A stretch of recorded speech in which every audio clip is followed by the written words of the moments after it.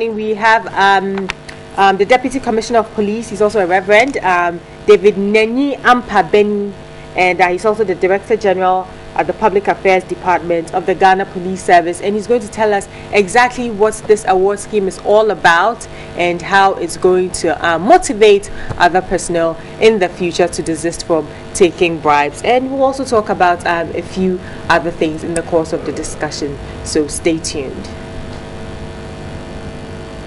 Right, so like I said, the Deputy Commissioner of Police is also a Reverend, and he joins me this morning to tell us about this award scheme. Good morning, Reverend.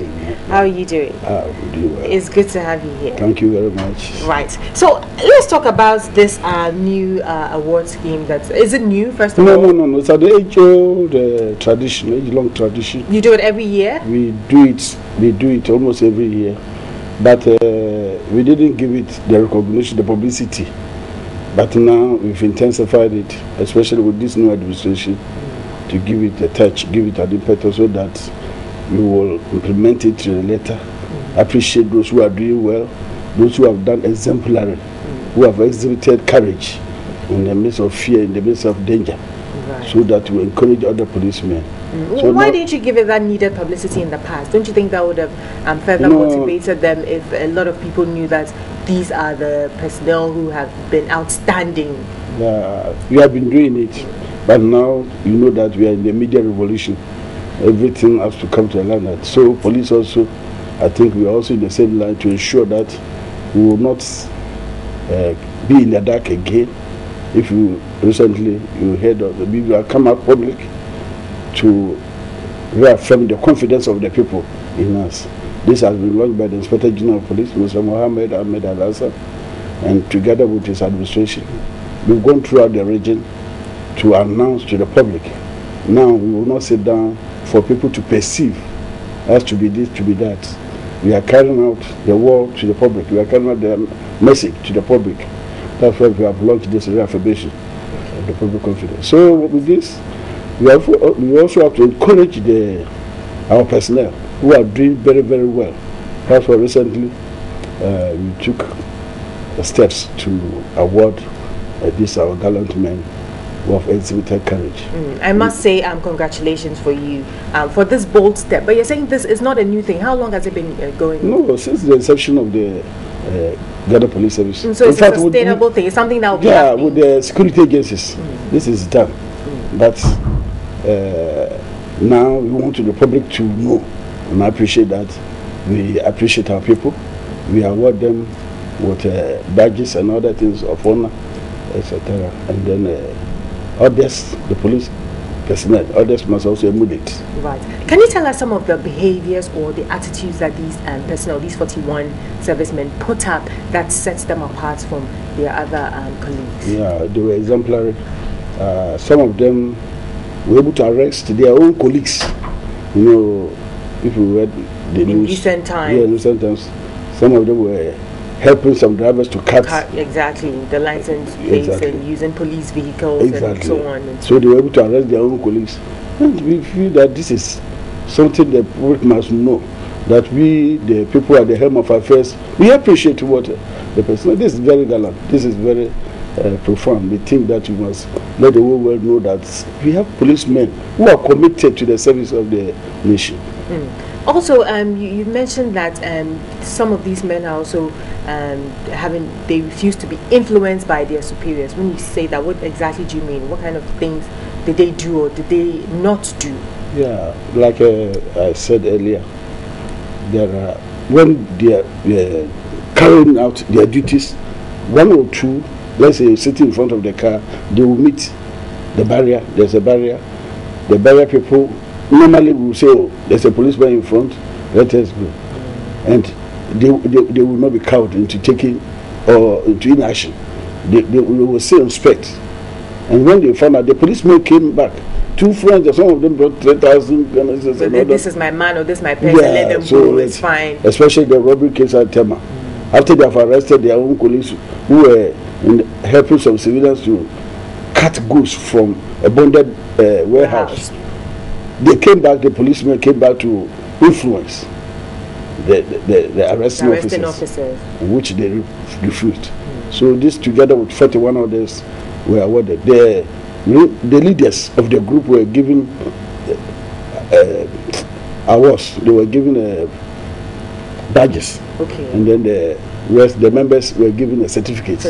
Yeah, was that the only thing? Is there any monetary incentive, any money is given, or just the badges? Yeah, you see, in the military or the security services, we cherish the badges. It's money. It's not anything. No, with this badge, my wife, my children, it will be there. Even long after I am gone, they will hold it and appreciate it, they cherish it. It will always be there. This shows how well you have lived your life. Yeah, how well you have served your country. Think that the lack of money or the conditions of service is one of the reasons why some of these policemen haven't been as exemplary as these ones that you are honoring. So maybe some monetary incentive would go a long way towards, making them feel more motivated. Yeah, what you are saying, you may be right. But then, you should know the environment in which you are. We have promised ourselves that we want to serve our country. With us, the military, with the police, we understand what it is to receive an award, a badge, what it is to receive a commendation. We cherish it. But maybe the society in general do not see how we, the police, see it. But it is what must be done. I have all these badges to my credit. I hang it in my room. My children know it. I explain to them. So they hold it. You have done well. So the badge is held in very high esteem. Very esteem. So you feel that should be enough. Exactly. But maybe a little monetary alongside wouldn't be such a bad idea. It seems that everywhere people are talking about money. We are paid, I must say. We are paid, but if maybe is given a push, one rise in this level of service, I think it's all right. But to give you money will finish. Nobody tomorrow, your wife will not know what you have gone through, what you have achieved for yourself, what you have done with your long service, etc. But these badges are immortal. They are immortal. They are there forever. So everybody, even long after you've gone, people will know. People who are closer to you will know. My great-great-grandfather was a police officer. For being an exemplary. Exactly. Okay, and not too long ago, you launched a campaign. Was it I don't bribe the police or I don't accept bribes?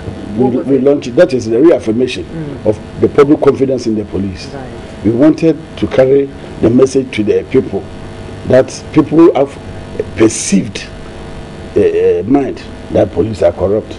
But so we encourage it. It's a two-way thing. The giver and the taker. Exactly. So we are going to tell the people, if we say we are corrupt, we want to announce to you that you also don't tempt us by giving us bribe. Yes, we are not corrupt. We are checking our people. So you too, don't influence us. You understand? So that two of us, all of us, will cherish one path to ensure that corruption is eliminated. Okay. Within even the Ghana police or even throughout the country. Not too long ago also, we showed a video of some policemen taking bribes here on TV3. I don't know if you saw that video. Whatever became of that? Because we were vilified. You were not very happy with us for showing that video. But what exactly did you do? I think it was on the program You and the Police. No, not that. We appreciate that people know that program. We've signed a contract. We can collaboration to ensure that we highlight the good image of the service. Just the good?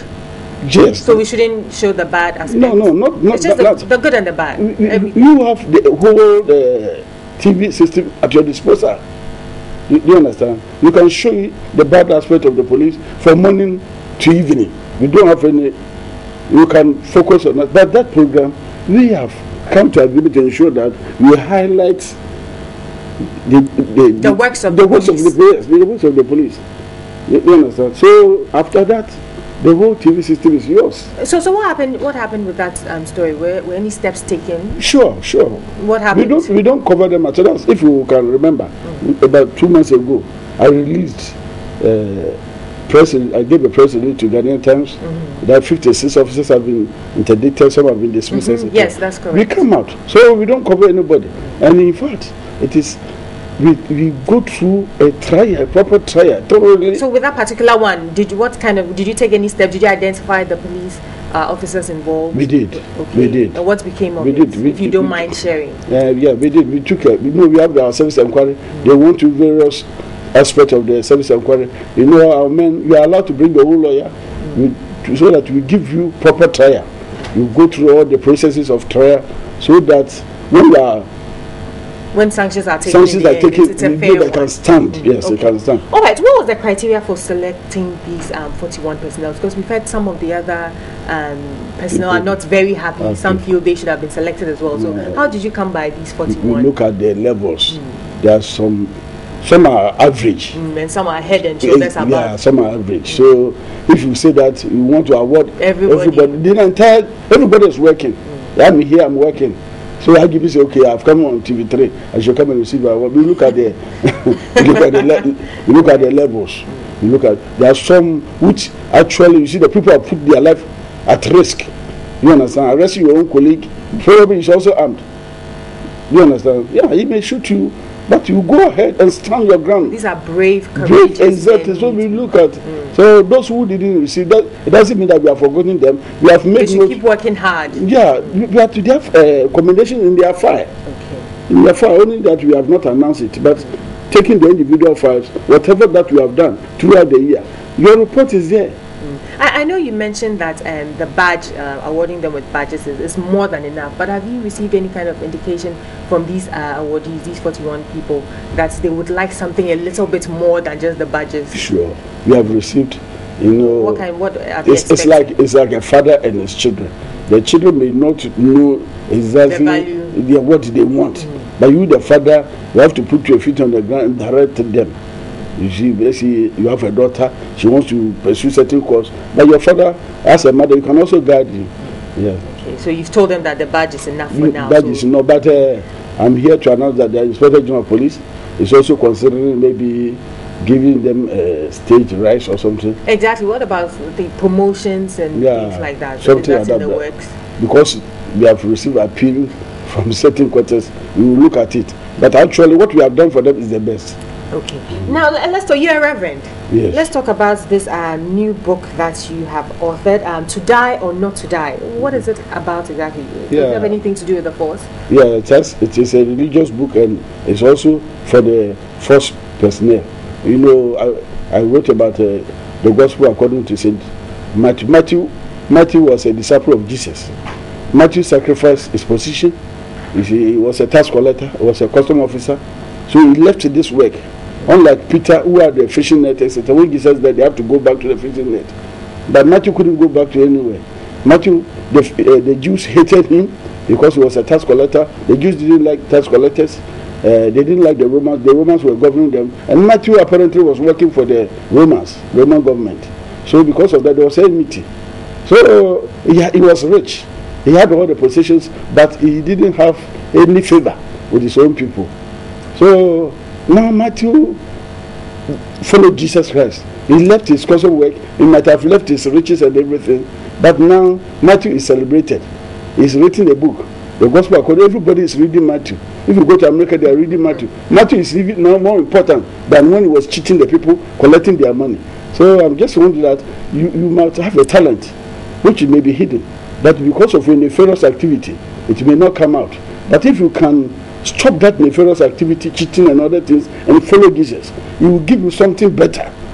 You are a celebrant, but you think that you can cheat the people to make yourself great. That is not so. So that is what this book is about. To die. So is this for the police force, or is for everybody? Anybody at all can read? Everybody at all can read. Yes. Let me ask you. I will launch it on the 29th. Yes, I will come to that. But how do you reconcile being a reverend with being a policeman? Because I understand that being a reverend, you may at times want to show some kind of mercy and compassion. So when you're on the streets and people are caught maybe flouting traffic laws and so on, and they start begging you, how do you reconcile being the pastor in you or the reverend in you to the police officer in you? That is the best. You have to, as a law enforcement, you have to understand the system. You have to understand the people.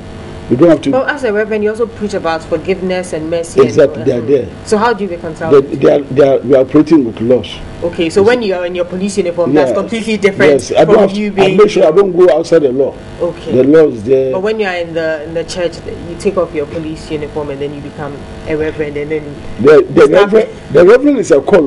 You cannot force yourself to be a reverend. Yes, you go. I'm a deputy commissioner of police. You can see that I've made it to the highest rank, and if not for the call of God, you will not have any after. But it's a call. I cannot resist it. You understand? Yes. So it comes natural. God speaks through me. He ministers through me. All so right. whatever action that you want to take, the Holy Spirit direct you do this, do this. That is my hallmark. That is what has kept me going. Okay. All right. So the book launch is on November 29 at the Alisa Hotel at 3 p.m. prompt. And for more information, you can call these numbers 0243 903 000 or 0578 228108. The numbers again 0243 903 000 and or 0578 228108. And the book is called To Die or Not to Die, and it's being penned by David Ampabenin, who is a reverend, and also he is the public Director General of the Public Affairs Department of the Ghana Police Service. He's been here this morning talking to us about the Police Administration's award scheme for exemplary personnel of the force who have exhibited very good character and behavior over, I believe, the last year or so. Okay, big congratulations once again to you and the good men who are being honored, and we thank you once again for your time.